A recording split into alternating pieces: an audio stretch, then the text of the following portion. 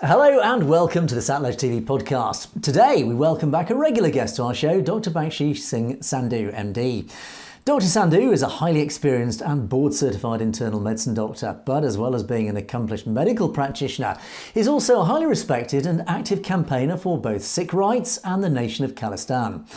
As such, he's the current president of the Council of Khalistan. He's also the president of Khalistan Food for All, a charity established to fund UN food programmes. He's also the co-founder of Sikhs for Justice, having been with the organisation since 2007. And even amongst this enormous list of achievements, he still had time to author the book, Punjab, A Tale of State Terrorism, Persecution, Econicide and Genocide, available at Amazon and other outlets. Dr. Sandhu, welcome and thank you once again for joining us again today. Thank you, Mr. Scott, for having me on your program. Pleasure as always. Dr. Sandhu, the news over the last few days coming out of India has been pretty seismic. It has essentially vindicated everything the Sikh community has been warning about for, well, several years at least. So I'd like to focus today's discussion on your perspective of the impact and fallout from this hugely significant development. Now, before we go any further, one of the key elements that has pushed the Canadian government to take these warnings so seriously has of course been the pressure from the Sikh community being the primary victim. And for the benefit of our audience, I'm showing up now a poster which urges everyone in Canada who has been a victim of transnational repression or indeed a hate crime to report it. And this has been, of course, a critical part in highlighting the serious level of this issue to politicians and law enforcement. So please do, if you are a victim, please do call the RCMP on the show number. Now, Dr. Sandhu, transnational repression. India has, of course, been exposed for this and the assassination of Sikhs. It is a big issue. It is a big problem. Let's go back to basics. Can you expand on the breadth and depth of this problem? See, what India has been doing for decades has come to the surface right now with the Canadian government ordering the expulsion of Indian High Commissioner Sanjay Kumar Verma and 5 other Indian diplomats. These diplomats have been involved in collaboration with the Government of India and India's intelligence agencies and hiring violent gangsters to kill Sikhs and make plans to assassinate more Sikhs. What Canadian government has done after due diligence, after detailed and in-depth and wide investigation, they have come to the conclusion that Hardeep Singh Nijjar's assassination was the framework of Indian government, Indian diplomats, Indian High Commissioner Sanjay Kumar Verma, and they hired people to accomplish the assassination of Sikhs. And they have also stated that this is a threat to the Canadian citizens on Canadian soil. So Canadian government has purely and clearly laid out what India is doing, not only in Canada, but also in United States of America, European Union, UK, Australia, and many other countries, including Pakistan. Now, of course, the action that Prime Minister Trudeau has taken is to expel these six diplomats. Now, of course, they can hide behind diplomatic immunity. Do you think the right action was to expel diplomats, or do you think they should have been pursuing more criminal charges against people involved? Or do you think the diplomats were just the basic foot soldiers in a much wider, more complex plot? See, Canadian government tried to convince India to revoke the diplomatic immunity to these ambassadors, to these diplomats. However, India has refused. And according to Geneva Convention, the diplomats have immunity. But the thing is that the immunity doesn't cut it. If you are in a country and kill people and you get away with it, that's not right. They should be held liable for the criminal activities they have been doing. By the international law and the relationships between countries, this is Canada has done, but this was long overdue. We appreciate that the Canadian government has taken the right action, and this has been in the works for a long time. So at least they are expelled, and India has gotten the message they cannot get away with assassinations and intimidation of Canadian citizens on Indian soil, and they have been interfering in the internal politics of Canada, which has come to the surface, and the whole world has been appalled. The world is shocked that India is doing such kind of activities. Do you think, I mean, it's widely known that embassies and consulates around the world for every nation are quite often the conduit, let's say, for intelligence services to go about their work. I know that the Western nations are equally guilty of this. What do you think is the difference here? Now, clearly, RAW have been using their embassies in Canada to get up to no good. They've been gathering intelligence. What do you think differentiates these diplomats, or at least these agents? What actions have they been taking that do you think that differentiates them from anything that any other nation would get up to through their embassies? That's a good question. What Indian government agents, that is, and their investigation agencies and the diplomats in Canada, they have been hiring gangsters. They have contracted these people. So what are they doing? They are intimidating Sikhs. They are carrying out coercion and basically making plans. They are houses of terror, killing Sikhs and making plans to kill more Sikh activists. And we have been telling the Canadian government and the whole world that that's what India has been doing. In my book, I have mentioned, my book's name is Punjab, A Tale of State Terrorism, Persecution, Econocide, and Genocide. Everything is written in this book. And this book was published in 2022. And all these things are detailed in this book. But now it has taken, unfortunately, the assassination of the Singh Nijar to bring it to the boiling point. However, there was also because the Sikhs by Justice Legal Counsel Gurprathan Singh Sandhu, he highlighted that the Indian consular offices are houses of terror. That's where the plans are hatched to assassinate Sikhs. All the plans I have already talked about, intimidation, coercion, they're hatched in these houses of terror, which are Indian consulate offices. And now it has been brought to surface because the Canadian police, right, Canadian mounted police have discovered on their own through their widespread and in-depth investigation that all that we have been saying is true. And now India is being held responsible for its actions. Now, one of the key elements, one of the most important parts of this whole story is, of course, just how high up the chain towards the Indian government does this go. Now, the RCMP, the Royal Canadian Mounted Police, have laid some very serious charges against India. Could you firstly elaborate on that? And then can we then talk about, well, how much evidence do you believe they have that then goes up that chain of command towards the Indian government? This chain of command goes to the highest level, to Prime Minister Modi. So under Prime Minister Modi, there's Ajit Doval, who is advisor of National Security Agency, and Sumant Goyal, who was at that time the chief of India's RA agency. RA agency is a research and analysis wing of Indian government intelligence agencies, which has been active throughout the time and throughout the world. So this is basically in-depth, starting from the high command.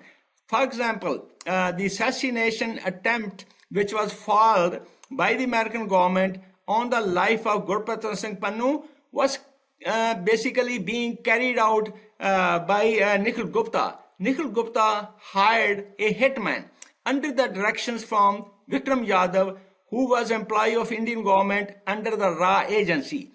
He was being controlled by Ajit Doval and Sumant Goyal, who directly report to Prime Minister Narendra Modi. So it's just a chain of command which is well established and is going on. but India is basically ignoring the cautions. India is ignoring all the requests or the diplomatic, let's say, communications that India is doing such kind of criminal activities.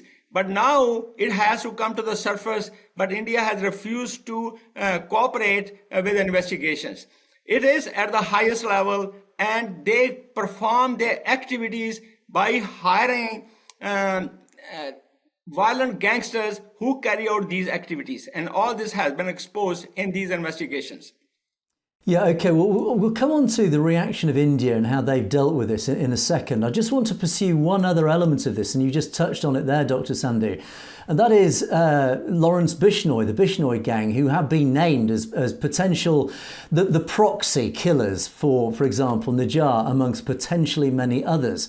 Now, one other name that's been thrown into the mix today is Amit Shah, again, a ministerial level person in the Indian government whose name has also been now linked to this potential investigation. And of course, there is a long historic link between Amit Shah and Narendra Modi back to their Gujarat days and of course their RSS days, which in turn links through to Lawrence Bishnoi, again, another Gujarati who followed a slightly different path into a life of crime. But it does imply that there is almost this Gujarati network of people who've taken care of each other throughout their long careers in politics and crime. Do you think that there is a historic link now linking through to this whole investigation? Do you think this is part of that complex web? See, it is a part of the complex web. Lawrence Bishnoi gang is only one component. There are many other such kind of organizations or gangs who India is in touch with.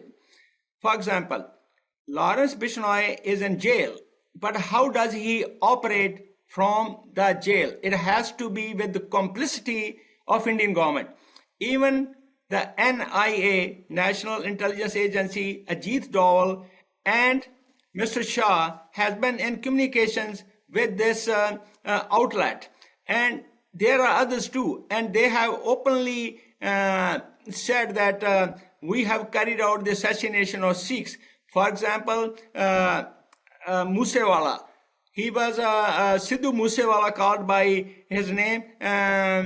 That he was a very popular singer who was assassinated in Punjab, and Lawrence Bishnoi's group claimed the responsibility. So I think that the Indian government has the complicity and cooperation with such kind of organizations whom they hire to carry out their dirty work. And then, of course, then if we do move on to India's reaction, and India's reaction has, well, I guess, been pretty predictable, bearing in mind what we're now discussing. But of course, their reaction, as has been judged globally, has been one of, you haven't got any evidence, it doesn't matter what you say, we're not guilty, we're not cooperating, we're not interested. And that's it. They've almost been, and I've described it as acting like a belligerent child in their washing their hands of this whole operation. Why do you think their reaction is that? Do you think it does point guilt to the Indian government? I think right from the beginning, India has been denying any such activities. India basically thinks that they can get away with it. So, like for example, Canadian government has tried to discuss and communicate with each other, their diplomats. However, Indian government has totally denied any involvement. After Justin Trudeau, the Canadian Prime Minister, stated that on 18th of September 2023 that they have credible allegations, but Indian government totally rejected it. And then until now, or until few days ago, Ajit Doval said that we are going to deny it. No matter what proof Canada or America has, we are flat out going to deny it. They are basically thinking that they are a powerful country, which they are basically misunderstanding themselves. Their power, they think they have unlimited power, but that's not true. There's a whole world also who wants to hold India responsible for its assassination of Sikhs. And in this one, Five Eyes means USA, Canada, UK, European Union is not a part of Five Eyes. However, they are cooperating. But the Five Eyes countries, USA, Canada, UK, Australia, New Zealand, they are all on the same wavelength. They want India to cooperate with these investigations. But India has repeatedly refused and totally, outrightly denying they have done any such thing. Now the Canadian police has carried out the investigation, and they have found out, they have a lot of evidence. They have a lot of solid evidence how India is involved in these activities. So, of course, Dr. Sandhu, India has said itself that they have set up some committee to investigate. I think this is almost to appease the Western nations, saying we will set up our own high-level committee to investigate those charges that you have made. Have they come to any conclusions? Has there been any reports from this committee? Do we know, have they reached any conclusions? See, India has set up the so-called high-level committee. But who is the committee? Who are the members of the committee? Ajit Doval, who is involved in these assassinations, is a part of the committee. So how can he do the investigation? Second thing is that this committee is a false, let's say, proposition.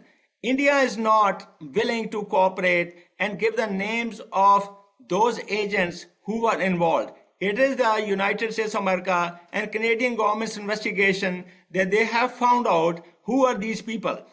But India is not giving any names, and nor India will give any names, because India thinks that this will go away, but it's not going away. It's a very sticky point, and India will have to be held responsible.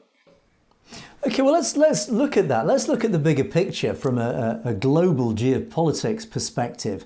And let's assume then that it gets out into the public domain that Canada does have credible, provable evidence that India has been breaking international law, that it has been murdering citizens in the US, Canada and other regions.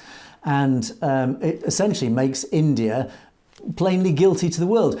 What do you think the impact will be for India as a nation on the global world stage? It's highly impactful. The total world has come to know how Indian system operates.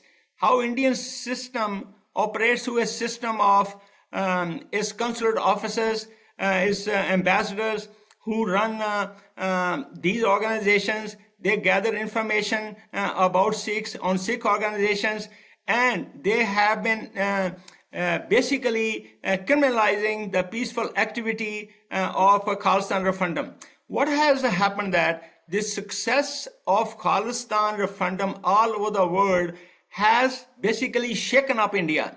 So now India thinks that they have not been able to stop the Khalistan referendum, and they say nobody in Punjab wants independence. That's totally false. We tell India, okay, if you think that in Punjab nobody wants Khalistan, then give us the chance. Let's together have a official binding referendum, and whoever wins will win Punjab. But the thing, they don't want to do that. Instead of doing that, they're criminalizing the Sikhs Khalistan referendum and started assassinating abroad. India basically should do this. So India has carried out their own referendums, and other people in the world has carried out referendums. So our right is the same as India's right to hold referendums. So India will not stop doing this. India will continue to do its activities. All these the activities of India's investigational agencies, India's secret agencies will go on until India is made to basically defend itself and explain why they're doing this. Now, of course, there are many arguments to support the establishment of Khalistan, not least the legal argument. But I just want to look at almost the public support for Khalistan. Now, Gurpratwant Singh Panoon a few days ago released a video which really upset the right wing in India, basically predicting that by 2047 India will break up into various constituent parts, of course including Khalistan. Do you think, and I have said this premise on regular occasions, that I believe this obsessive agenda of the Brahmins in India to destroy the Sikh population, destroy the Sikh community, it is handing Khalistan to the Sikhs. It is actually doing the Khalistan movement's work for it. It is potentially leading to the breakup of India. Well, see, from what I understand, your question is that India is vehemently opposing liberation of Khalistan from Indian occupation. India is making every effort so the Sikhs don't get freedom. The reason is that Sikhs are the only group who have the courage to stand up to India. We are asking for our rights. We are doing legal, democratic and peaceful process. And India doesn't want to do that. So India says there's a territorial integrity question. But the United Nations law is over and above the territorial integrity of any country. If every country will say, yes, this will disturb our territorial integrity, therefore I don't want to do the right to self-determination or don't believe in it. But that's not the law. If this is the issue, then no country or no nation become independent country. So the law is, if the people who want independence or separate from a parent country, they should talk to the parent country first. If the parent country does not give them their right, as is the case of Punjab and Sikhs, then they have right to hold a referendum and separate or secede from the parent nation. So India is not even our parent nation. Punjab was a separate country before India was a country. So the law of territorial integrity is irrelevant. It does not stand ground in the United Nations law of right to self-determination. And of course, one of the defences that India uses about this argument of territorial integrity is saying, yeah, we treat everybody within the nation of India is treated equally. But one of the arguments for Khalistan is saying, no, that law does not apply. You cannot apply that territorial integrity condition because actually the people of the Punjab are not given equal human rights. They are not treated the same as the rest of India. Would you support that? Do you think the people of Punjab are treated as second-class citizens?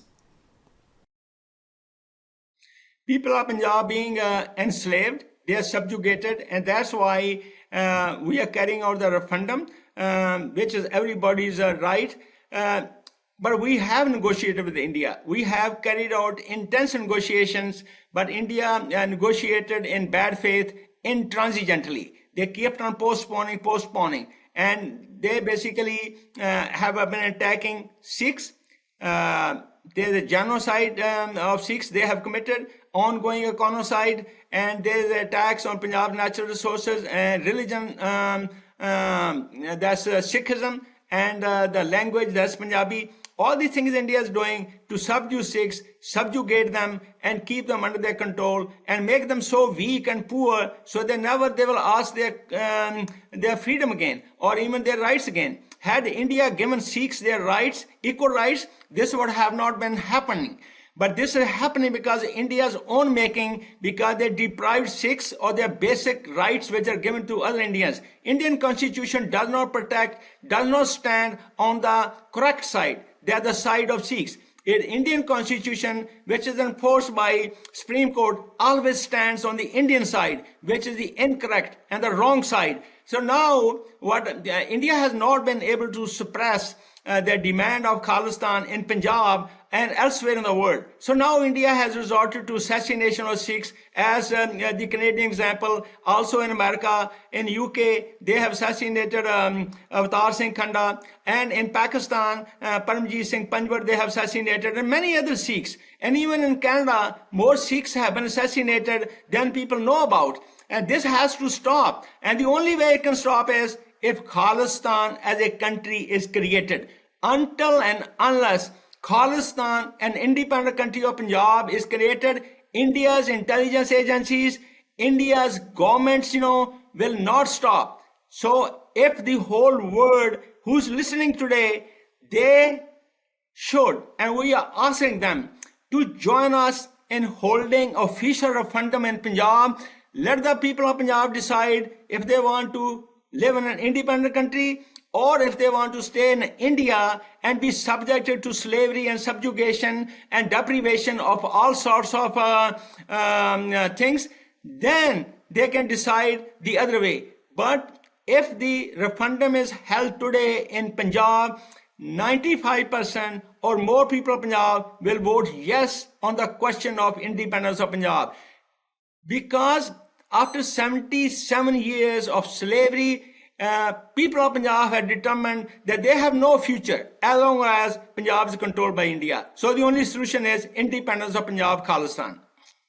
Indeed. And one final question, Dr. Sandhu. History has taught us, over centuries even, that momentous changes to countries can often happen from just one single catalytic event, one pivotal moment in history that can literally change the course of the future. And for example, the fall of the Berlin Wall was a prime example of that, leading to the fall of the Soviet Union.